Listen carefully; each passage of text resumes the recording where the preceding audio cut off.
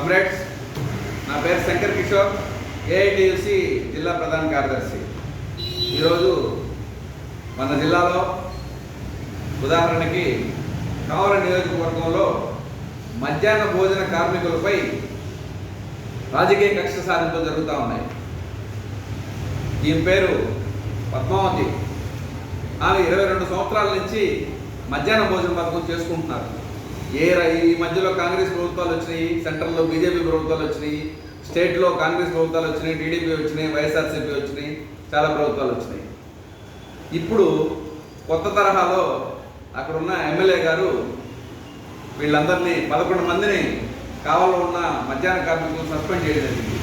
వీళ్ళందరికీ కూడా చట్టబద్ధతగా ఆ రోజు సర్టిఫికేట్లు ఇస్తూ మధ్యాహ్న భోజన నిర్వహణ ఒప్పంద పత్రం అని చెప్పి సర్టిఫికేట్స్ ఇస్తూ ఈ విధంగా వీళ్ళని అపాయింట్ చేయడం జరిగింది.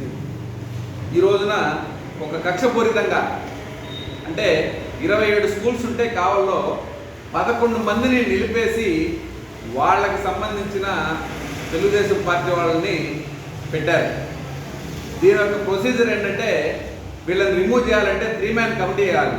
ఆ 3 మ్యాన్ కమిటీలో ఎంఈఓ, ఎండిఓ, అట్లాగే ఆ స్కూల్కి సంబంధించిన కమిటీ, స్కూల్ కమిటీ చైర్మన్ కానీ హెడ్ మాస్టర్ కానీ ఉండి ఆ 3 మ్యాన్ కమిటీ 3 నోటీసులు ఇవ్వాలి. వీళ్ళకి 3 నోటీసులు ఇచ్చిన తర్వాత వీళ్ళని ఏదైనా పక్క తప్పించాలంటే దాని యొక్క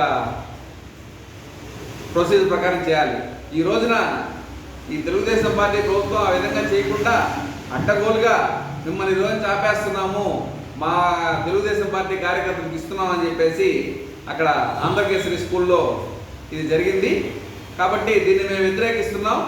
ఏఐటిసిగా దీన్ని కలెక్టర్ గారి దృష్టికి తీసుకెళ్తాం, డిఓ గారి దృష్టికి తీసుకెళ్తాం, అలాగే రాష్ట్రంలో ఉండే కూడా అధికారుల దృష్టికి, అలాగే ఏఐటిసి నాయకత్వం దృష్టికి అందరినీ తీసుకెళ్ళి జిల్లాలో ఉండే మధ్యాహ్న భోజన కార్మికులు అందరికీ కూడా భరోసాగా ఉంటూ ఉద్యమం చేస్తామని చెప్పి తెలుపుకుంటున్నాం.